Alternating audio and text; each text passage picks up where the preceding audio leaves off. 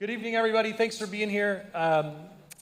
It's good to see you all. Thanks for joining us. My name is Aaron Meckes. I serve as the head of school here at South Christian. It's a joy to welcome you here as we kind of kick off another year of some parenting sessions, our Christian parenting sessions. And the past few years, we've had speakers come up and do a number of topics around technology. That's been a hot one about depression, anxiety, about a lot of these topics. And this year, we're going to bring you a couple of panel discussions about some different things. And so, as you know, the first one is parenting youth sports. We all know that athletics can be a wonderful, wonderful tool for formation of kids, but they can also be the opposite. They can be really difficult.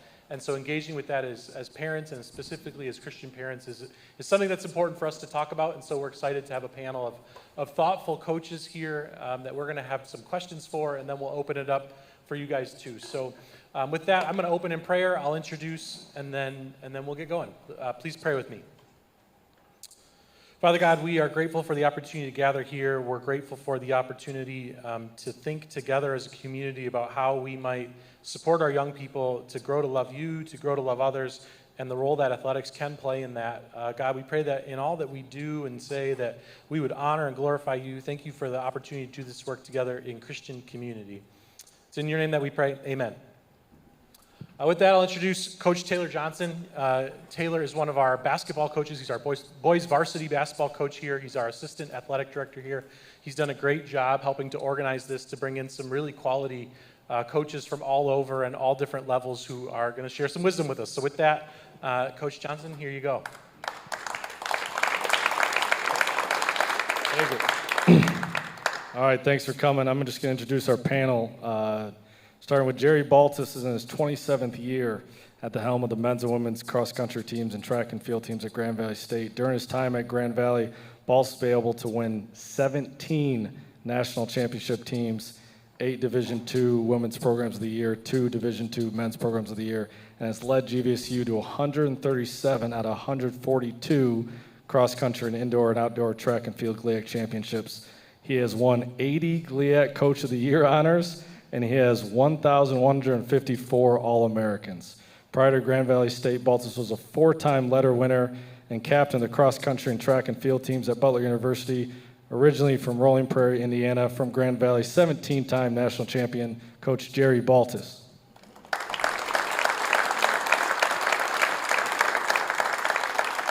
Our next speaker is Kathy George. She's the new Grand Rapids Rise team's head coach and director of volleyball operations. George took the Rise to the Pro Volleyball Federation championship match in her first year at the helm.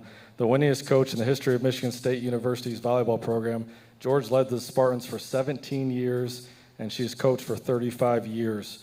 Upon her retirement from MSU, she has 667 career wins, ranked 15th among Division I coaches. She's also a member of the Illinois State Athletics Hall of Fame. She was a 4-year letter winner in volleyball at Illinois State. From the Grand Rapids Rise, Coach Kathy George.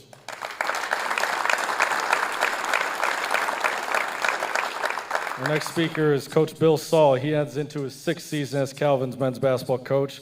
In 5 prior years as head coach, he has compiled a win-loss record of 113-41 that include a 14-0 MIAA record and MIAA tournament championship last year. The Knights took home their 3rd consecutive MIAA regular season championship and went unbeaten in MIAA play.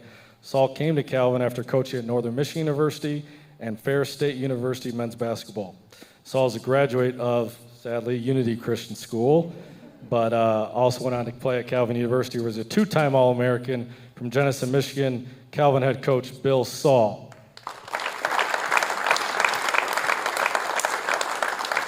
Our next speaker is athletic director from Hope College, Tim Schoonveld.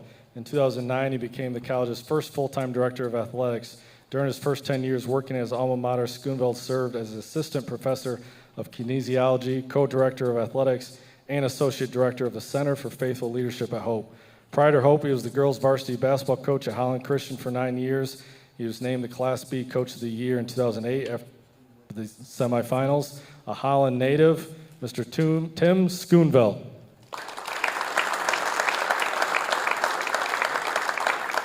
Our last speaker is a good friend from Michigan State University. He's now the head women's basketball coach. Entering the 25 season, Jeff Hostler maintains a 290-83 career record. In 2023, Hostler led the Spartans to their second straight Big Ten championship while guiding MSU to the first appearance in the Sweet 16. Hostler led the Spartans to advance the program's second straight NCAA Sweet 16 after earning a third consecutive bid to the NCAA tournament. The Spartans earned the first ever number one ranking last year and ranked in the top 25 the entire season. Prior to that, he was the head coach at Grand Valley State, where the Lakers dominated GLIAC play, winning 6 consecutive regular season titles and 7 GLIAC tournament championships. In 2009, he captured the program's 6th national title. Jeff was a 2-sport student athlete at Alma College, leading the Scots to the Final Four in 1999. He is the all-time leader in assists and ranked inside the top 5 in career points. From East Lansing High School in Michigan State, Coach Jeff Hostler.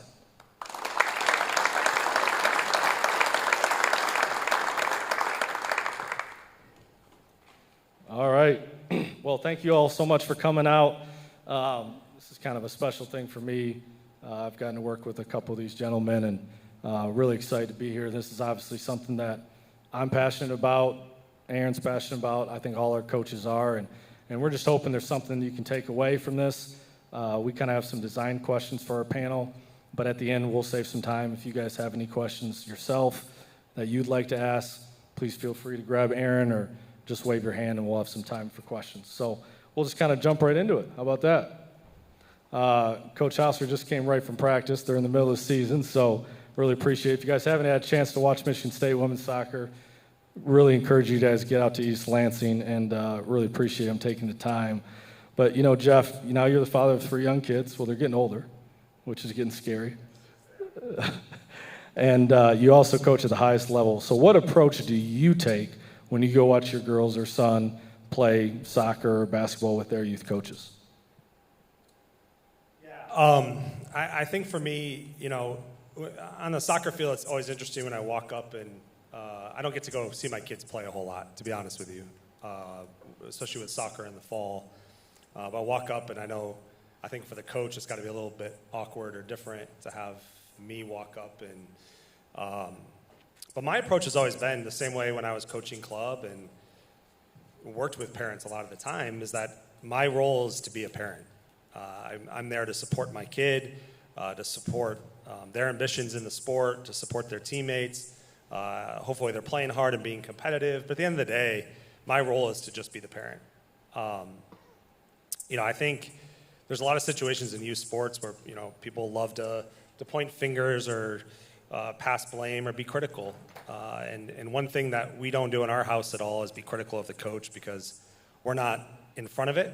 My wife and I work really hard not to be critical of that person in front of our children that are playing that sport, because then I think it just becomes a blaming or a finger-pointing situation.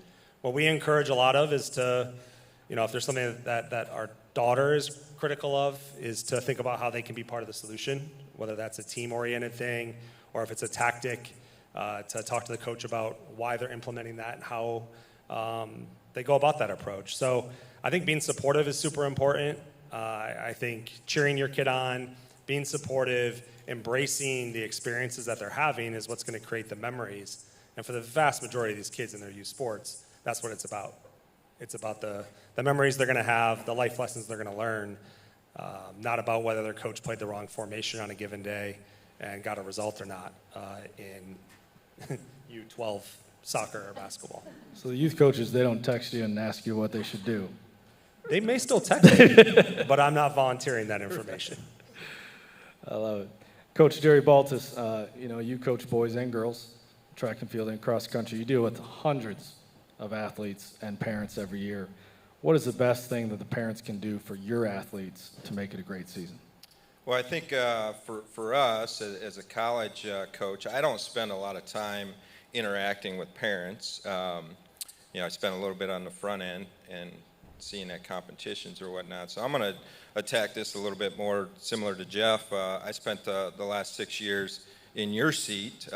Our children were in high school the last 6 years, and so I got to be the parent. And so from that angle, as Jeff said, you know, our son ran cross country, And as a cross-country coach for 29 years, I had some opinions from time to time on what workouts they were running when or this or then. And, same thing. I just tried to be the parent and ask questions, how things are going.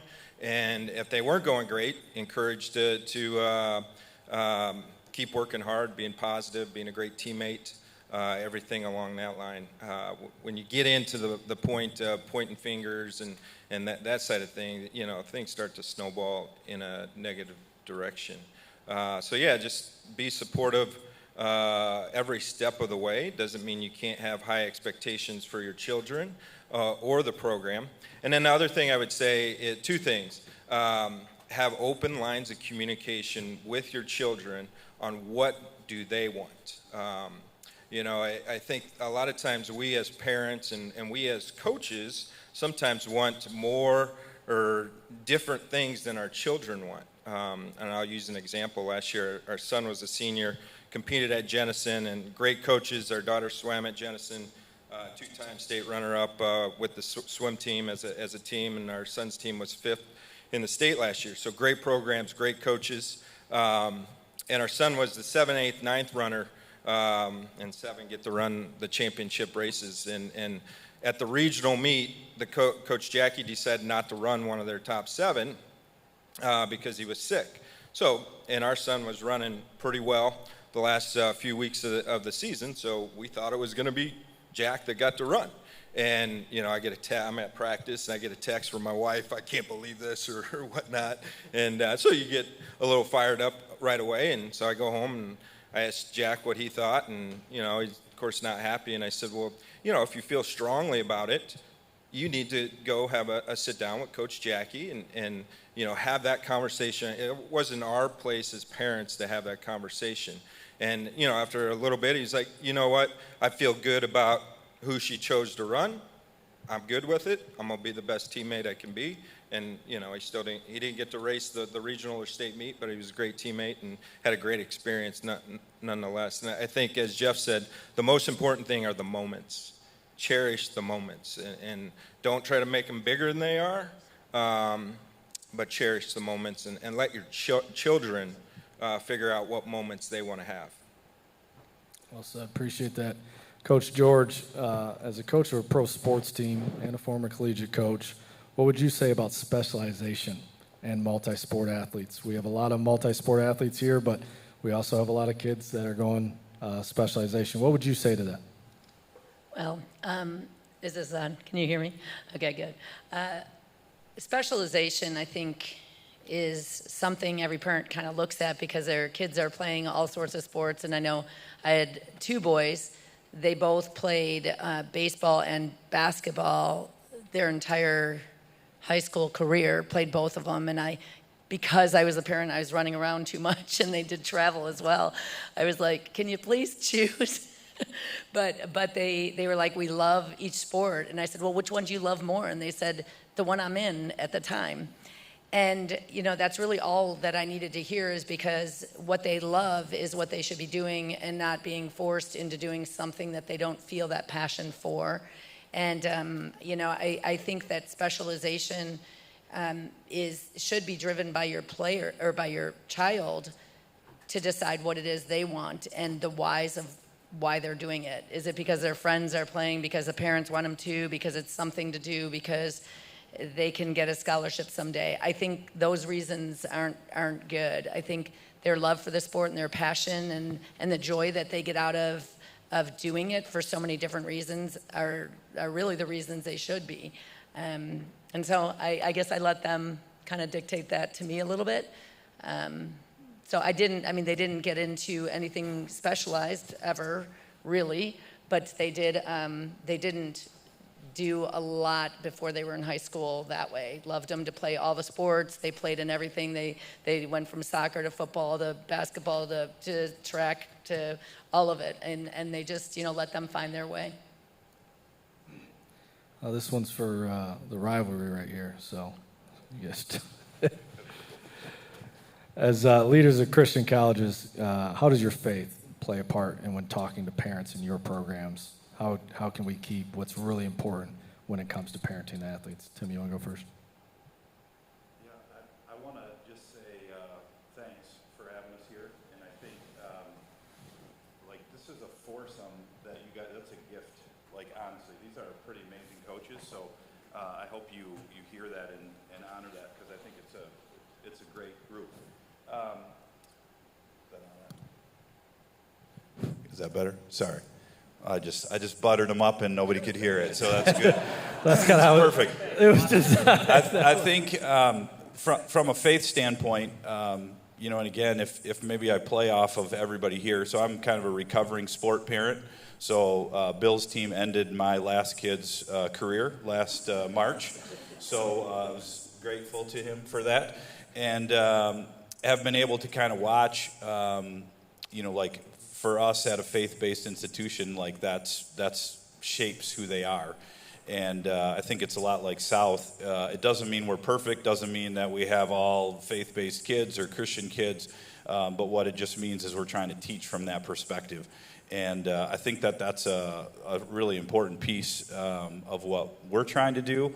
And I think like just as you continue to think about how you parent your children, I think what I'm hearing up here right away is like there's intentionality with how you want to parent your kids.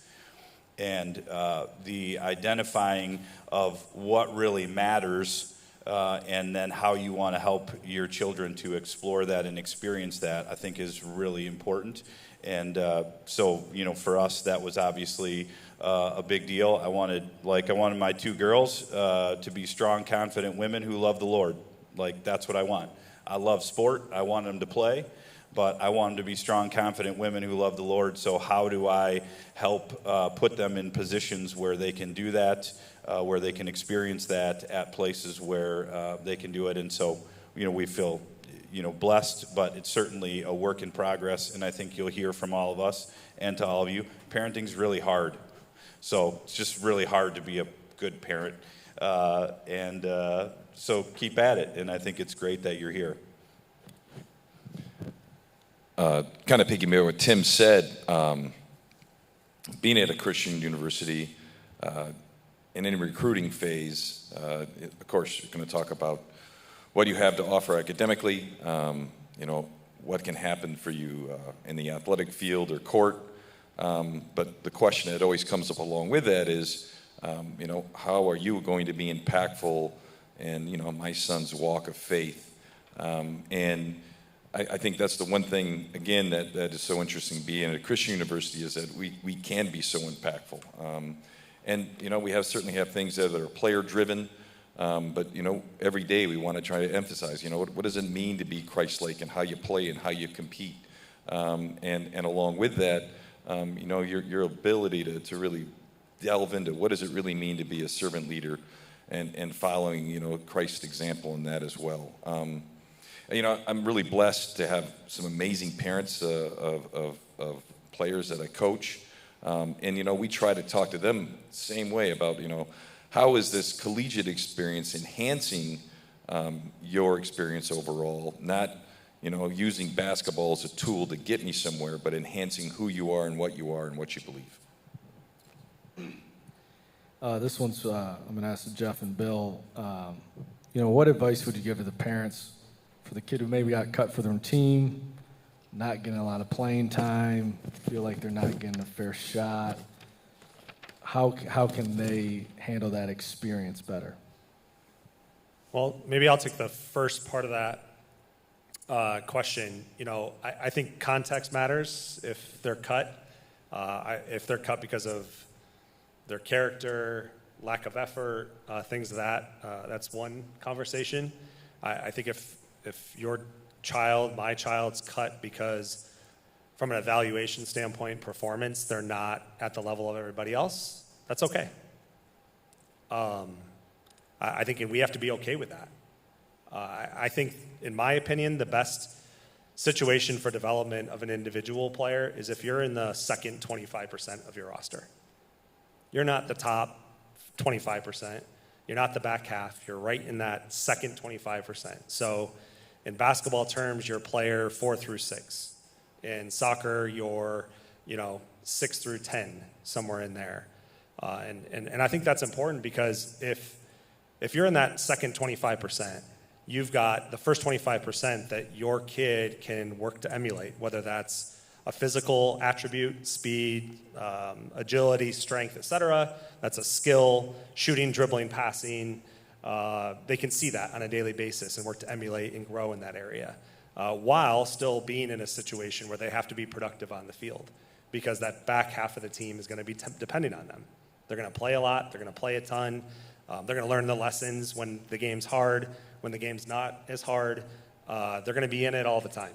And so I used, many jobs ago, used to be a soccer club director.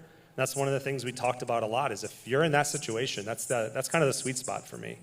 And so if your kid doesn't make the team, that's okay. We just got to find the right level to try and put them in that situation, so that they can grow and they can get better and be uncomfortable. It's an uncomfortable situation, but grow from it and know that there's something on the other side of it. And there's nothing better than a kid that gets cut and works their way back up into that team. And again, we're talking about different age groups here. 8-year-olds, I've seen 8 to 12-year-olds become the very best player on their varsity team 6 years down the road, or go to a B team and be the star 3 years later. I've also seen the star of your U8 team never make anything later. So it's all relative, but I think that's where the kind of the sweet spot is, and it's all about how you approach it, and it can be devastating, and having some empathy for that moment, but being able to move on from it and still find the right situation for you is important. I think Bill is my tag team partner here. There we go. Back half. Back to me, I guess. As a parent, I've run the gamut. I've had some kids that have been stars of their teams. I've had and dealt with someone getting cut from the varsity baseball team. I have triplets, but the twins, when they went to Calvin, the very first year, one of them started and the other one hardly played. That was a lot of tears and ice cream as a dad to deal with that situation. And all those conversations are really, really hard. I just encourage the parents here to really get a feel for what your kid really wants, right, and where they're at. And I can promise you, as a coach, I've had to make cuts, and those are really, really hard conversations to have. Hard conversations to have with, there are some kids where, quite frankly, the ones sometimes that you cut are easy because it's just not a right fit. But, in basketball, you get to the 10th, 11th kid, they're sometimes just as good as, 7 and 8, but there's no, definitive reason why they don't play as much. Those are conversations that you have to have. So all of it's hard. But I think as a parent, man, if you can be in their corner and back them up as much as you can and be there as a support tool, right? But also, understand that you have to figure out what your kid actually wants in those situations as well. Appreciate it. This one for Coach George. What signs do you see when a parent's involvement crosses that line from supportive to almost pressuring? Oh boy, I got to choose from a bunch of different examples, but I think that, it's you see it all the way through, and I've been coaching for over 35 or some years, and so I've seen it at every different level, and so again, it's theirs. And so we have to remember that, and I love what you guys are saying about supporting them. And then the question is, what does that support look like? And I remember a player's parent telling me before she got there to play that she was the prettiest, the smartest, and the most talented. And there was a boy that liked her, and he was beneath her. And I knew I had a really big issue on my hands. And I felt horrible for that player because they have nowhere to go but down. And then you could see how she was afraid of the moments where it would be where she needs to stand up and be that player. But I felt horrible, and I spent a lot of my time trying to work her through that in order to find out what are the things that are important. It's not what God gave you. He gave her the talent and the beauty and all those things. What are you doing with it? And that's the character that you have. And so as parents, I would say, and this was from Daniel Coyle, who talked about how do we, as Americans, what do we do with our children and how do we teach them? And he was comparing us to a math problem that they gave to Asian children and American children, and they said that the Asian children were staying on task for 40 minutes, and the American children were quitting after 2 minutes of the problem if they couldn't get it. And the question here was why? And they watched the different styles of teaching and how parents worked with them, and they talked about that they encouraged the things that they could do. Boy, you're working really hard at that. Oh my God, that's so awesome. Not you're great at it or you should be better at it, but what are you doing? What makes you better? So I always looked at what do you do with your children? You don't talk about how good they are or how talented they are or these things, but what do? You work for it. You're a great teammate. You collaborate. All the gifts that I think sport gives to people, the things that make sports so worthwhile is how do you persevere? How do you stay the course? How do you stay calm under pressure? All the things and the values that you can get from that, that's what we should be talking to our I keep saying players, but our children about. And that's what's going to help them grow as people, because at the end of the day, that's really what it is, because there's a day you take the shoes off and there's those other things. And then your children are going to be parents, and they're going to parent their children, and hopefully they'll learn from that. On the other hand, I'm going to use Kristen, who's the head coach at Michigan State University. Now she played for me. She was my assistant coach, but Kristen's parents were fabulous. Her dad was a coach and played football in college and is a psychologist, a sports psychologist, and he was so wonderful with her because he always just let her talk. But Kristen was not an athlete, so I'm not. she'll be the first to tell you, she's an average. She was an average athlete, but she made it to Michigan State. And when she was on a 12s team, she was on a travel team. She was on the 12s 5s team, the 5th team in the 12-year-old division on that club. Then she was probably in the 5th through 3rd for the next couple years. She did not make the first team until her 18-1s year. And then she got recruited and she played for us at a Big Ten institution. She worked her way up there, but the reason is her dad said, and I asked her about her parents, they never really pushed her for that. They said, if you love it, we'll support you by bringing you there. But they didn't get all over her about how did you do, you didn't make that play, they just let it be hers. And she'll drive the ship, and she did. And she worked harder than everybody. And I talked to her and the other captain on the team, and I said, you both get confidence from different places. I mean, Corey, you just think you're great. And she's like, yeah, it's pretty true. And I go, Kristen, you're gonna outwork everybody. And she said, exactly, she'll stay there longer or harder or do it, but nobody's pressuring her to do that. She decided that this is what she wants, this is her dream, and that's what she was going for. So I'd say let your children decide what their dream is, and again, build into those character traits that make them wonderful people and great human beings, and it'll all fall into place. And they won't feel like you need to answer all the questions. Be there and listen and guide them. I think somebody said to talk to their coach. You had them talk to the coach when something. I remember Connor in 8th grade.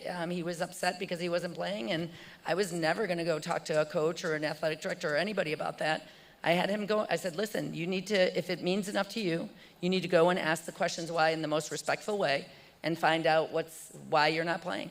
And then work on those things that you need to work on, or don't play. But it's your choice. It's not our choice. And so if you keep it in their choice, they will excel and they will strive for that. My parents didn't come to all my games. You were saying you can't be there. I couldn't be there at all our children's games. But I think that gives them time for themselves to grow and to make it theirs, and they can be who they want to be with their team on their own, and it's theirs, and that's their confidence. So, thanks. Sorry, that was long-winded. No, you're fine. We appreciate it. Tim, I'm going to pivot real quick. You're the AD at Hope, but your kids play at Hope. So you got to play the role of AD, dad, and and the boss of your son's coach. Talk a little bit how you managed that experience and what advice you could give and how that experience helped you. Yeah, a quick backdrop. So a little bit like Bill, I had one child who was All-American, like Player of the Year, national champ. I had one child who had a lot of health issues, so he never was quite able to do what like we thought he could do. And then I had one child that was just fighting to make the team and to play. And so I would suspect that that's like all of you in here on some level. You have somebody that fits in that. My oldest, who had a really great career, I hope. We made a rule. I wasn't allowed in the gym for the first 6 weeks that she was trying out, because I didn't want any of the other players or anybody to think that like there was something funky with the coach, and that was just kind of our deal. Like I said, I snuck in one time for a scrimmage. And I watched, and I could see that she could keep up and could play, and then I was fine, and then I left, and that made it a lot easier because she could play. But there are plenty of times where my wife and I, if you ever would come to a game when they play, we sit up in the corner in the bleachers, away from everybody else, and then I just chirp to her. So when I'm annoyed at the coach, I'm just kind of chirping at my wife. And I say this to like all the freshman parents when they come in. If you feel like it's unhealthy for your child because there's something inappropriate going on, I want to hear from you. If you don't like the coach's philosophy or the playing time, I never want to hear from you. That's sort of my AD line. And I say the same thing. That's exactly how I was. There's plenty of times I coached basketball where I would probably think, what are you doing? Like, get going. Do something different. But it was her journey, and I think you've kind of heard that here. And, it was pretty fun, actually, to, like, have my work also allow with my parenting. So that was a fun deal for me. So rather than it being maybe harder, it was actually a little bit easier once I kind of figured out that with our kids. Appreciate it. Coach Baltus, how can parents frame post-game conversations so they can build, character and gratitude, rather than focusing solely on performance? It's always that you get in the car and mom and dad want to talk about the game or not enough playing time or they scored this bucket. What advice would you have to those parents? Well, I talked earlier about being the cross-country coach that stayed out of it. I did coach or helped coach my son in baseball for 6 years, and so there were some of those car rides home that, they weren't great. And you always learn from your mistakes or our mistakes, and the first few car rides, it'd be exactly that. Why this? Why that? And I learned to let our son share his thoughts. What do you feel or whatnot? And most of the time, he didn't want to talk. Right? He was fine. Just he just had a good time with his buddies, and that was enough. So over time, I've learned to just sort of be quiet and let them learn for themselves. With that said, in our program, we try to make everything about learning and growing. Wherever you're at, let's try to move forward. Whether we win a national championship, we don't, or you don't make the lineup or whatnot, what can we do today? What can we learn today to grow to become better tomorrow?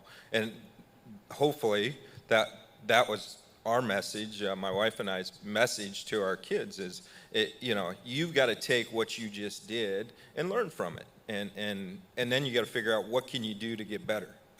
Because ultimately it's our children's responsibility and ownership on where they want to go with this. As I said earlier, we want a lot for our children, but just as in life, they have to take ownership of what they're doing and how they're doing it. So I just try to make it about learning and growing when it's all said and done. Well said. This one's for Coach George and Coach Hassler. Right now, I think especially in your sports and Coach Saul too, when we go from playing in the yard, playing in the driveway, to playing youth sports, to maybe playing a little at the courthouse. The next I'm traveling to Lansing or Detroit, and the next thing I'm going to Memphis on a Tuesday. When is too much travel too much? When do you guys have a strong opinion on on travel sports for nowadays? I'll let you start, Jeff. Thanks. Well, there's a travel sport for everything. And it starts before they're in school, it feels like now. So maybe my response can be a little different. I think there's not enough driveway, backyard, school, field, or court sports being played.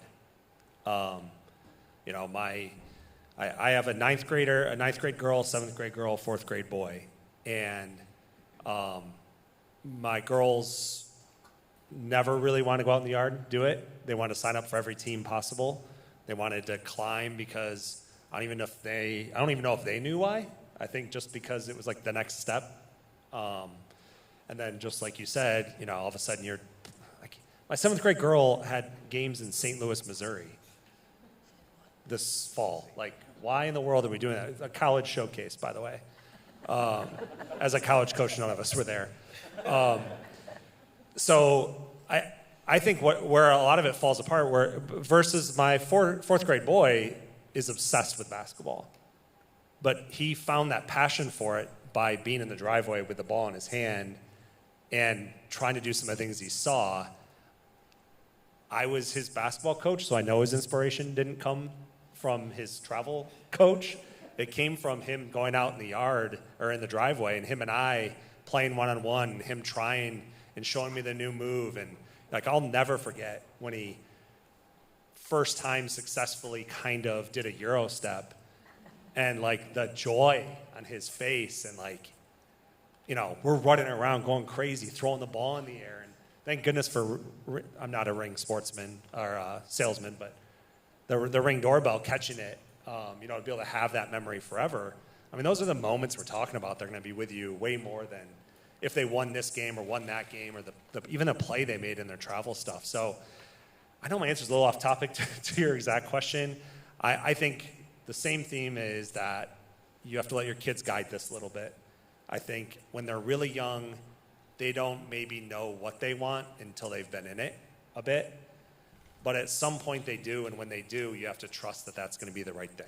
And we're having that conversation right now with our seventh grader. She's great at cross country. She plays travel soccer. She plays travel basketball. She plays travel volleyball. My wife is doing this almost all on her own. And we're having that conversation of like, I love that you want to do all these things and you're super determined, but where is this all going to take you? And she'll have to make some choices. But at the end of it all, I guess my point is I want to encourage more of the stuff in the yard. And kids don't know how to play. You know, like, you don't go around your neighborhood and see where all the bikes are, and that's where the kids are playing anymore. And I think that impacts their ability to develop as people, their ability to develop as athletes. So that's my long-winded answer of I don't know. Yeah, I remember playing volleyball on my, I was a youngin', started, playing in the like a little league because of a sister of a player was trying to teach us how to play on a Chicago Catholic league, and we went in there and we were playing at this level, and it was a lot of fun. And I found my niche because my brothers were not letting me play basketball on the yard, like right, they'd push me over and they'd do all these things, and so I found that I loved volleyball all the way along, and I think that love, I'd put it up on the garage and I'd, play it and set it and put it back up there and put a little spin on it to see where it was coming down and never know. And it's this thing. And I saw this documentary called In Search of Greatness, and it's amazing because the people that we're talking were these great athletes. You'll know them all, like Wayne Gretzky, and they talked about what made him great. And it wasn't just the physical nature. It wasn't he was so far superior than everybody that way. In fact, some people called him scrawny. But when his dad was watching hockey on TV, he would be drawing where the puck went. And he was a little guy, and he was just doing this. He wasn't playing. He was just doing this for fun. This is what he did. And then you had Jerry Rice, who would be playing with the football when the lights were off and he was trying to catch it in the dark when he was in bed. And it was the beautiful nature of the Pele. He was learning the same way. And it's just the creativity and the curiosity you have.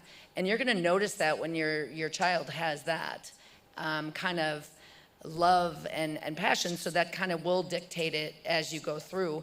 And yes, they need to feel those things out.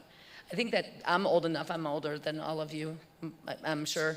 Anyway, but safety changed things because I grew up playing every sport known to man in the neighborhood, and then it became more dangerous, and people were worried about it, and then everybody started to structure sport, and all these things came around, and there was money to be made, and obviously that drives things.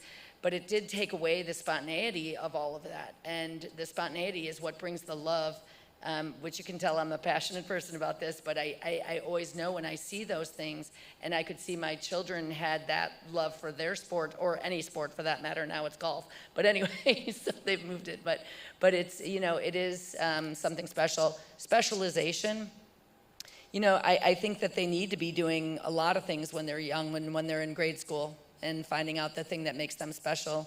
I believe that everybody has gifts, and their gifts are catered towards a certain thing, a certain sport. Like we used to do with Michigan State, we'd play, we'd be in the field, and we would be doing different types of.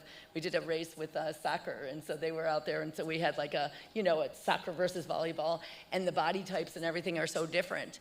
And it was funny, the strength coaches would give them different things to do, and the volleyball players all looked alike, and they were good at certain things, and the soccer players were better at the other things. And so it's, they're tailored towards certain sports and certain things, and they're going to gravitate towards it, and you'll know it. But don't force them, I guess, is what I always have said every time.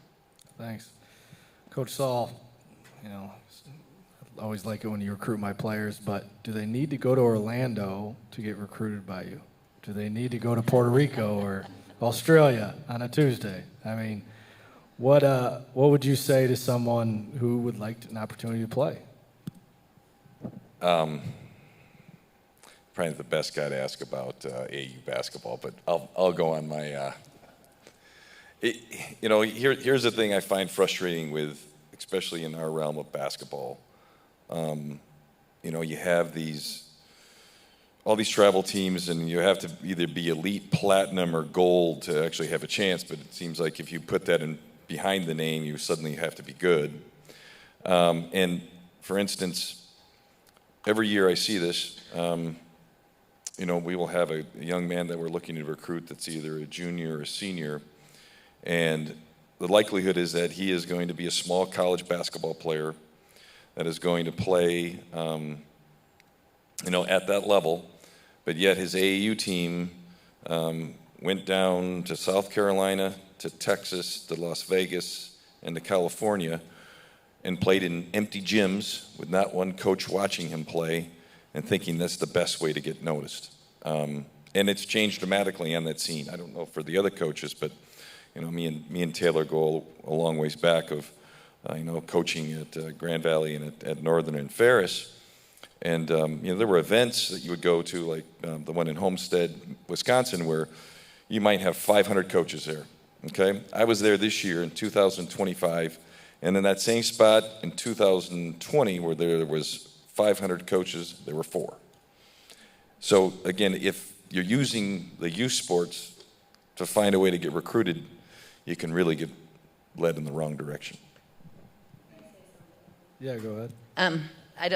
One of our players at Michigan State was from Holland Christian, and she did not play club volleyball until she was playing basketball, volleyball in high school. She didn't play travel until her junior year in college. We found her her senior year. She still played basketball and played 3 months of club. Nobody knew about her. With this club, she goes to a big tournament, and everybody's going, where did she come from? I was watching some high school volleyball around, and I saw this player, 3-sport athlete, and she's a junior, and she's fantastic. I think she should go somewhere. One of my other players that I recruited to Michigan State was at a small Christian school, played for a very small club in Florida, and now played in college. She's not very old. She's probably about 23, and she's now with our USA national team and she didn't play all that. But again, it goes back to, you can do it, but you better be good at it. You better have some of the skills and the athleticism and those types of things to be elite. But elite can be still elite. And skill training, you have to decide how much time to put in, like how much time do they need to be special with those skills, and they have to love it, and they find ways to do it. But I do think the skills get developed in these travel, and it puts them up against other people that can challenge them at the highest level, and those things are experience, and that's important as well. So find out which one it is that you think you need to have. Thank you. Tim, in our community, in keeping Christ as our identity, not finding the value in our performance or status or likes or retweets or whatever it is, what advice do you have to parents about how to keep Christ as their identity and not fall into the social media world that we're in? Thanks that I get that question. I appreciate it. I think it's our world. So, I just think it is what it is. And I think social media, like all those types of things, I would go back to maybe what I started at the beginning.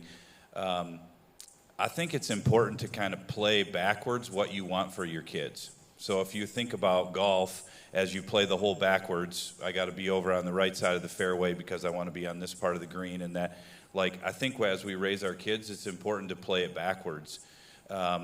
If you want your child to find value in something other than likes or sport, or if you want it found in the Lord, those types of things, I think there has to be intentionality that you're putting them in situations where that matters.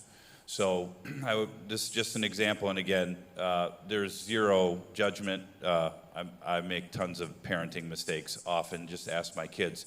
I went and watched a niece playing travel softball.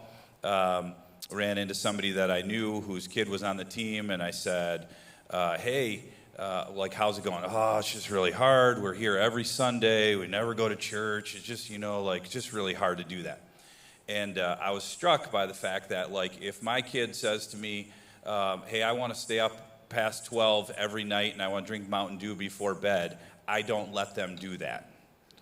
And so I think that there's some level of intentionality, and this is no judgment on whether you travel, club, church, whatever, but I think the thoughtfulness of if church and faith is an important part of the deal for your family, then I think you have to make sure that there's some intentionality to put that in front of them and to make sure that they're experiencing the Lord in really amazing ways that help shape their life, whether that's youth group, whether that's young life. If you choose to do travel and you're not going to church on Sunday, are there other opportunities out there for you? And I think that that's one of the things that's really, I think, critical for what it is. And I think I don't, my kids are older now. They don't listen to me anymore. Our last one's in college, but it, is really hard. When do you get your kid a phone? Am I going to let my kid on Instagram when they're in middle school? Do I want them to be doing those types of things? And I think society reflects sort of our values, and so that stuff's just really important. I think, again, to play it backwards and say, hey, here's where I hope my child is when they get out, Lord willing, and then to really think about how am I structuring things. And again, I would say that even comes with things like, do you make your kid get a job? Is that important? Do I want them to learn skills? Do I want them to have a boss that tells them what to do and they don't like it and they don't like to clean dishes or those types of things? And I think I didn't do a good job of that at all with my first child. I was a bad sport parent. And really, she kind of put me in place. And then I think I got a little bit better by the last one. But I think that's just really an important thing, especially with faith, that you're putting it in front of them. Appreciate that. Coach Baltus, what advice would you have for a parent of an athlete that would have dreams and goals of running at Grand Valley or going to Butler? What would you say to them? Again, it comes down to, what we want as parents is what we want. What does your child want? So I think communication, conversations with what they want is important. On the recruiting thing, in our sport, maybe not in all sports, in track and field, there's a spot for your child somewhere. It may not be at Michigan State, it may not be at Grand Valley, it may not be, at the elite of the elite, but if they want to perform and compete at the next level, they can find that spot. But you got to keep the priorities straight. We go to college to get an education, to get a degree to set us up to be successful in life. Now, I do believe college athletics can shape our children in a huge way, a lot of times way more so than the common student just going to class. So you need to find the right spot, the right place, be realistic in what is realistic for your child. And again, what do they want? What do they want for their next situation? And I think same thing goes in high school. Some of your children are involved in a team because they've got friends on the team, and there's nothing wrong with that. They're part of something positive. And then some want to be the best of the best. So finding that right niche and communicating and coaching your children through that, not telling them where they should look. When our daughter, she was a fairly good swimmer and swam at a small Division I school, I would search out all these schools that I thought would be the right fit for her. And I'd go to our swim coach, how about this program and whatnot? And eventually, I'd take them back and say, hey, Allie, what do you think about this? And of course, because it's from Dad, she wanted nothing to do with it. So finally I was like, hey, you're on your own. To the point where she went on her college visits by herself. We did some initial ones with her, but we let it be her decision and let her take ownership of her journey. Love that. How about this panel? Can we give them a round of applause? There's a lot of wins and a lot of championships up here. Just want to give it real quick. I can't see anybody, but if there's any questions, we have probably 10 minutes. I'd love for you to get a chance. If you have a question for a specific coach or a general question, I don't know if Daniel, I don't know who anybody is. I can't see anybody. Yeah, there's my guy Daniel. Let's give it up for Daniel from Moline. All right. If anybody's got a question, just kind of flag Daniel down. He can bring the mic around.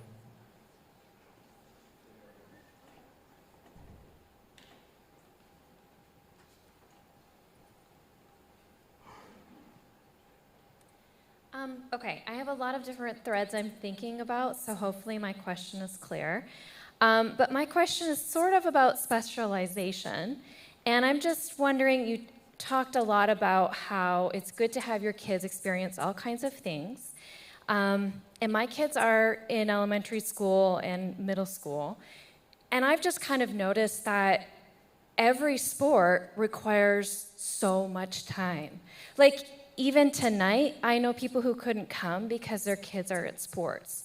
And so it doesn't really, it's hard to even have your kids do all kinds of things because you can't actually have the time for all of it.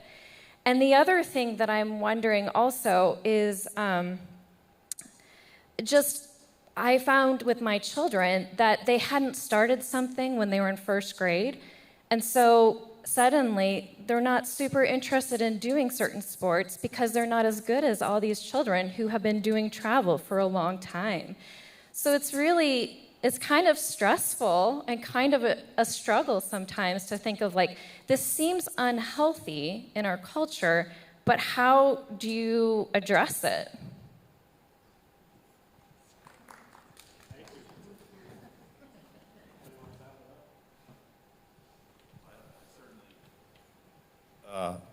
Yeah. I don't know if I have the answers on it. I would say, I think one of the hardest things I've observed with parenting is to keep up with the Joneses. And so I think that there's a lot of internal conversation as parents of hey, what are we going to do for our family? So I don't know that I have the answer, but I can say, just to give you a backdrop, of our family. So, like, I'm gone a lot. My job's chaotic and whatever. So we just made the rule. Our kids were never playing sport on Sunday. It's just our rule. So that's, again, no judgment. But they were never playing on Sunday because life's just too chaotic. And so we were not going to travel on Sunday. And then we said, until you turn 16, and then if you can convince us, you can play on Sunday. Because then you can drive, and that was just sort of our rule. With my daughter, my oldest, who had a good career, she never once played club or travel. Now, I think there's partly God-given. Kathy talked about the Holland Christian young lady. She was also 6'4" and could jump out of the gym. So there's some God-given ability to be able to play at Michigan State or whatever. But we just made that rule in our house and had to do it. And, like, it was really hard. My oldest, who's married now, I wanted her to play travel because I thought that's what you do, and it was a big deal to me because I thought it would be sort of important and impressive. And, if she plays on this team, there was a kind of a high-level college coach that said, well, if she plays travel, she could definitely play at a higher level, and I thought that was cool. And I'm an AD at a D3, so I thought that was really going to be. And the night before tryouts, my daughter came in my room crying and said, Dad, I don't want to play travel. And then I tucked my tail and kind of did it. And so I only say that I think keeping up with the Joneses is not always the best way to decide what is best for your family. And so I think, like, trying to make those decisions, and sometimes you have to make those decisions, but I think that winds up also being, like, what really is important for you, wherever that lands. And if that's travel, it's great. And if it's not, it's not. But I think we were able to do that, and my daughter obviously had a really great career, but, no Sunday, and she didn't play any travel ever for us. So I don't know if that helped. The only thing I would add is we want these experiences to be positive, and if it gets to the point where your children are dreading going to, the fourth practice of the week for 3 different sports or whatever it is, or, dreading going to the travel tournaments, that's not healthy. So we talk, or our program's always been about balance, finding balance in your life, in across the board. So, you just got to find that right balance, and there is no perfect answer, and a lot of times it's trial and error. You try something, it doesn't work well, so you try something different. And being involved in the travel baseball thing, the time of year I hated the most was the end of July, because you got done with travel ball and all the families were trying to find the next best team to go with, and you had tryouts and whatnot. So I'm not saying you jump around looking for the next best thing, but you got options. Find balance in what you're doing, and make sure your children enjoy what they're doing.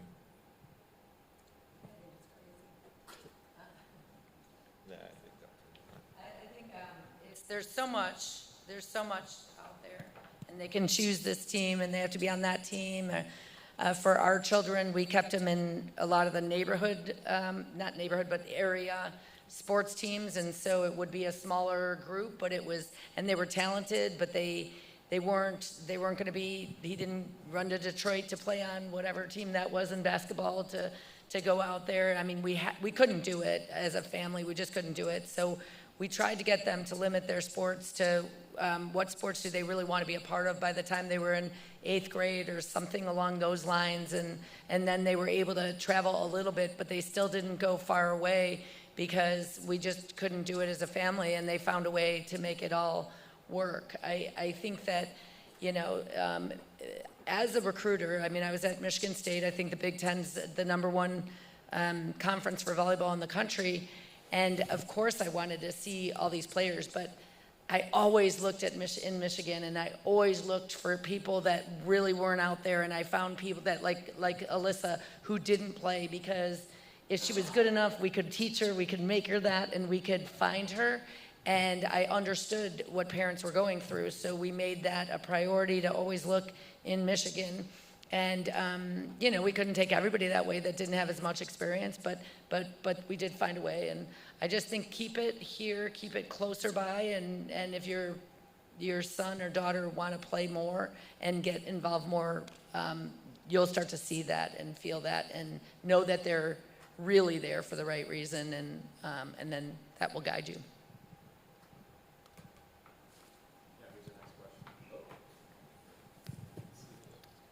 Hi, thank you guys so much for the time you've taken tonight from your already busy schedules, I'm sure. My name's Eric. I have 5 kids. They all play various sports, so I get it when folks are saying they're busy. A lot of times the youth sports culture and the clubs dangle in front of all the kids what you guys have to offer, which is the D1 scholarship.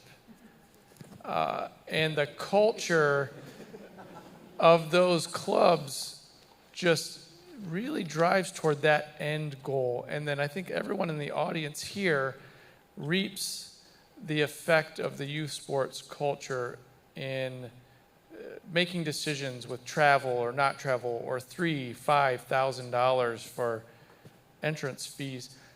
But yet all of you get up there and on the stage really have talked about downplaying the youth sports culture and the travel.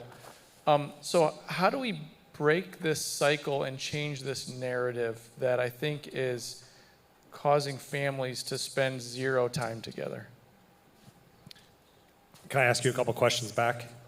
Yeah. Your oldest kid, what sport is it that they play, that this environment, this situation?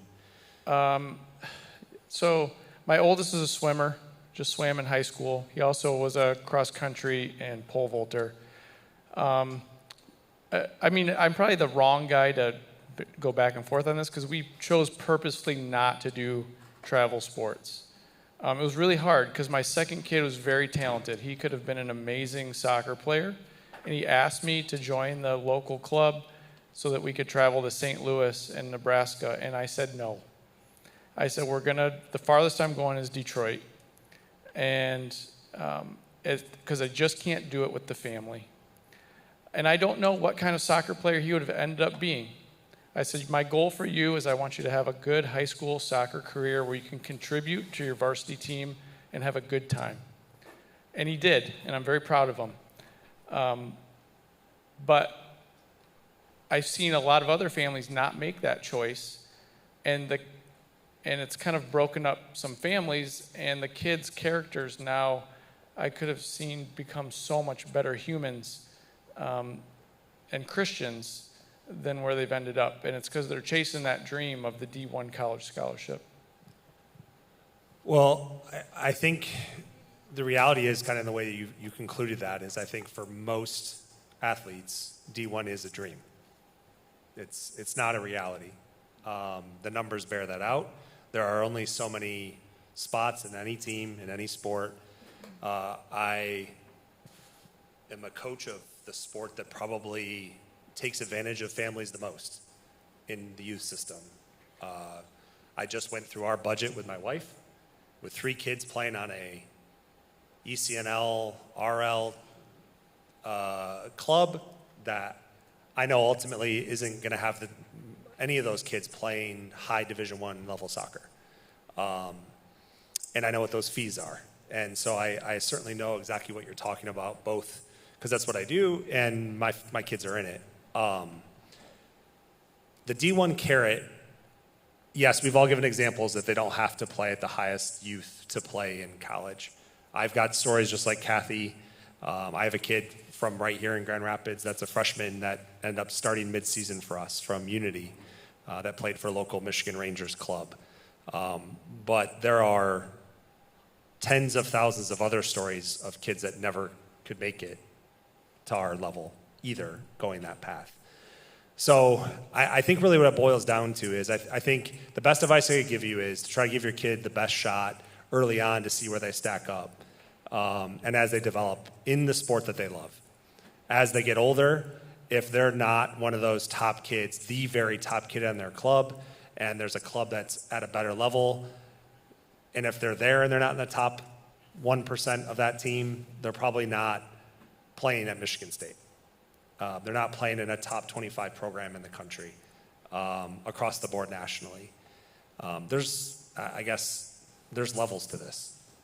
And it doesn't even mean D1, D2, D3, because the Grand Valley women's soccer program for the last 15 years could beat half of the Division I programs and teams in the country. So I think there's a lot of different things at play here. The best advice I can give you is if they're not that top player on their team, that team's at the very highest of levels, the odds of them playing in a very top program are slim to none, is the reality of it. I'm going through this right now with our 7th grader. I mentioned is traveling to St. Louis, Missouri those are for not only a college showcase, but league matches, by the way. And so she's in the bottom half, maybe bottom third in terms of performance on that team. And we're spending about $4,500 this year for her to play in this team year round. But she runs cross country for the school and she likes it. And she's pretty darn good at it. And her best qualities and attributes as an athlete are her drive, her determination, the teammate that she is, and how hard she works. And in cross on some level, that's a mentally grueling sport to be able to dig through. Because, man, I'm standing there watching her run the 2 miles, and I'm tired, in August and September. So I think, again, I'm kind of going round and about here, but if they're not the top of the top, they're not going to play D1 anyway. A lot of times, too, by the way, you just spent all that money, and then they're going to end up paying as a walk-on in Division I, $25,000, $30,000, $40,000, $50,000 a year. To then be D1 also, because that sometimes comes with a price tag in a lot of these sports, unless you're talking about a count sport. So, it's obviously a marketing ploy. It's a strong marketing ploy. It's worked out really well. But you have to do your research, but also know really what your kid wants and what they're really passionate about, and if there's a shot. And trust people, not just within that club, but across the community to get their opinion too.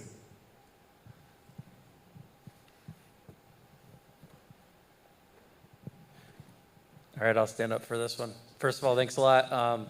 2 things. I've heard a lot tonight about letting your kid, really communicating with your kid and knowing what they want. How do you navigate it being a coach? You as parents have, teenager, I guess it's age dependent a little bit, but as they get older, how do you navigate that teenage brain and the frontal lobe development issue of saying, I really, I want to help them, guide them. How do you guys go about it as parents and being coaches with all of your experience with your own children who have played, who you say, you can help them because you've seen it play out so many times, but they're young enough to not have that experience. Do you just wait for those certain moments? What comes into my head is, certain moments at night, do you go, hey, do you find the right moment to maybe have a better conversation with them? Or do you find other people around you that that they can use as mentors and guide? And then I guess that's my wife and I's main question is, the frontal lobe is a constant conversation in our family is, we want them to be able to develop their own love and passions, and we also love multiple sports.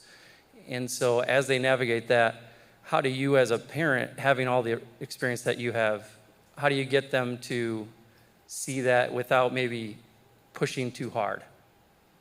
Thank you.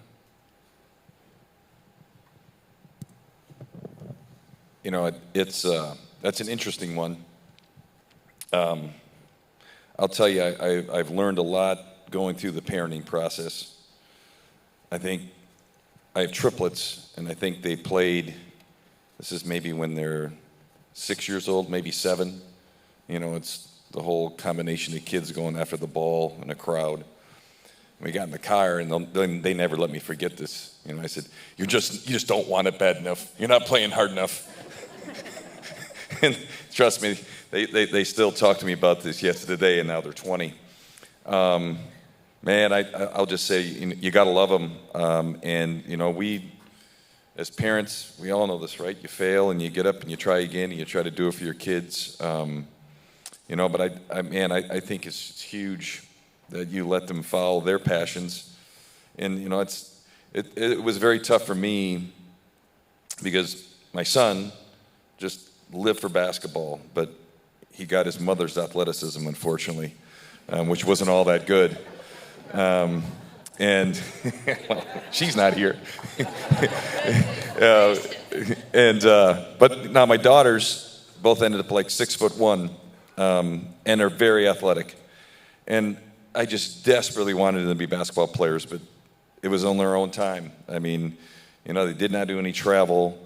And, I tried to get them in the yard and get them to play, but they had to go their own course. And, it finally wasn't until they were here at Grand Rapids Christian, and they had a really good varsity coach, and she kind of just kept on investing in them. And then finally they started to blossom a little bit. But I think as parents, way too often, we try to push them, and you got to let them follow that passion. Because, if it's meant to be and that's where they want to go, and again, sport is such a small piece of who and what they are. I think we have to look at all those pieces of what makes our kids special, and then they'll figure out what's important to them. But like I said, Tim talked about it, and it's kind of taking that look back. I mean, especially here, are they walking with Christ? Are they a good friend? Are they a wonderful teammate if you're on a team? And then the other pieces certainly will play themselves out. I wanted to say too is there's organic moments that kind of come up, and sport gives a lot of examples of good character, bad character, different things, way you handle moments. And I remember our son was so great at when we were in the car together. That's when he sort of started to talk.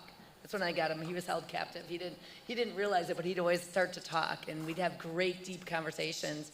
And those moments were really good. The other one would be just before he went to bed, just really, kind of just coming around and just stirring those moments by asking questions of them and making them feel comfortable with that, but making sure that you're using opportunities to teach. And there's so many things out there that you can use. I think failure is hard, and our children failed at different times, but I think it's a wonderful opportunity to learn, because I don't believe that failure, I think it's an awesome thing for you, because it gives you a roadmap and it teaches you how to get back up, and it says, oh, I might want to try it this way, or you learn from it. So it's never a wasted moment. And so I think that we feel so bad for our children when they go through hard things, but it's so great to help teach in that time, and if they allow you, and you have to find the right moment, but let them kind of go through it a little bit and find that moment to kind of bring them back up. But yeah, it's use those as much as you possibly can. Jeff? Kids, a ninth grader maybe. If your kid's anything like mine, she doesn't know my oldest is ninth grade, she doesn't know. And I am constantly asking her, what do you want? Why do you do this? What do you enjoy about it? And of course, how was practice today? How was school? It's all the same answer, good, or for the kids in the room, it's mid. So, you just kind of batting your head on the door all the time. I can't get anywhere with this. What do they want? I think you just have to keep asking what they want. And I do think, God, this makes me sound so old, but this generation, you have to lead them a little bit to it, more than the last, and certainly more than the one previous to that. And so asking the questions why. One of the most eye-opening experiences I had was with this same daughter 2 summers ago. We're fortunate to have a summer home up north with my wife's family, and I was bringing her home from the lake to do at Michigan State, we have a pre-prospect camp, for the 7th through 9th graders that are on the college path. It's only $5.25 if you're interested. And so I'm bringing her home, from the lake where she's with her best friend that she only gets to spend those 3 weeks every summer together. And she's upset with me, obviously. And I'm bringing her home, and I know that she's upset because she's leaving the lake, but I'm trying to explain to her why this is a good opportunity for her. And in growing her game to be in an uncomfortable environment, that she's not playing alongside her club teammates or her best friends, but with other people from all across the Midwest that are going to challenge her. And she's going to be forced to have a face-to-face conversation with somebody else and not stare at her phone or just stay in her bubble and expressing all these things. And I'm like, so if I just asked her, I'm like, what? Like, well, tell me why you play soccer. Like, if none of that seems important to you, why do you play? And she turned at me in the car, and I'll never forget it. And she goes, Dad, I play soccer because it helps me stay fit, which will teach me life lessons. And I'm like, first of all, who are you? Like, what's happening right now? Did your mom prep you on this? But because I want to be fit, and it'll teach me life lessons. I want to be healthy. I want to have good friends that I know I can believe in. I want a coach that's going to challenge me so that they can see things in me maybe I don't even see, and I can grow. And I want to know I want to be in a situation where I think I can succeed, but I can also fail. I'm like, okay, so what about winning or playing in college or all the things that I kind of assumed a little bit were a part of it? And they were not part of it at all. And so, to your question, I think you just have to keep asking them questions. Why do you do it? Why do you love it? What do you love about it? And I think the more you do that, you might get some clues that can lead to those conversations about growing the passion or following the passion with them. I would pray. I think as people of faith, I would pray. And my son was blessed enough to play for your athletic director in high school. That was his coach. And my son's got some weird disorder that basically wouldn't let him play, basically. So he played his sophomore year for 5 games, and then he basically didn't play again in high school. And it was a gift for my wife and I to not have control. Like, we didn't have control. We couldn't fix him. We couldn't do anything. Like, we could just pray. And I think as people of faith, as you talk about like wanting a lot for all of our kids, the more you can get on your knees to think, hey, how do I do this? How do I shape them? As opposed to thinking like, I'm pissed that he's not playing. And really in the end, it doesn't matter. I mean, my son, who just lost to Bill, in March, I'm bitter. My son will look at me. Yeah, he will look at me every time I see him, and he'll say, "Hey, Dad, it's D3 basketball. Come on, it's not that big of a deal." Okay, that's what he says to me. Okay, I'm his dad. Okay, I do that for a living. I've done it for 17 years, and he doesn't mean it as a slight, but I think keep it in perspective. And I think that's what I appreciate. And so I would just echo as you try to navigate with your kids, like, you got to pray. And then you keep rolling with that. And I think God gives you enough. And I think we've been able to. My son was never able to play the way we wanted, but my son also was able to play against Bill. And that was a gift for us.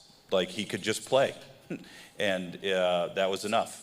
And so I just would echo that as faith-based people to keep doing that, along with what I think this is just a really cool panel of people that give you a lot of great information. Yeah, and let me turn this one. Well, that's a really good combo to close with. I appreciate that y'all are choosing to be here. When you said yes to come and you said no to something else. And as a former AD and coach, I'm just really grateful for this panel. I actually think they are working hard to push against your question to say, hey, we need to get in the backyard and play more. And we need to think about and ask our kids questions. What are their hopes and dreams? What do they want to be involved in? So just really grateful for you all taking the time. We know you're busy. Thanks for doing that for us.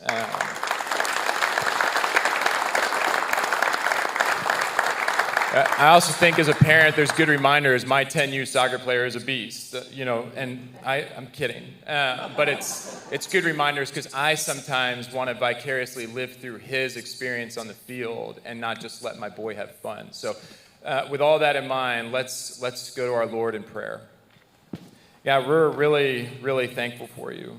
We're thankful for these college coaches and ADs and leaders that are beside college students right now, Lord. And we need good leaders who love you, Lord, beside college students. We pray for the parents that chose to be here tonight, their desire to learn as they shepherd their own children and ask hard questions, both of this panel and of their own children. We pray for everyone as they travel home, for all the kids that are involved in sports as you keep them safe. We pray for the panel as they travel back home to their families too and to their campuses. Lord, we pray all this in your Son's name. Amen.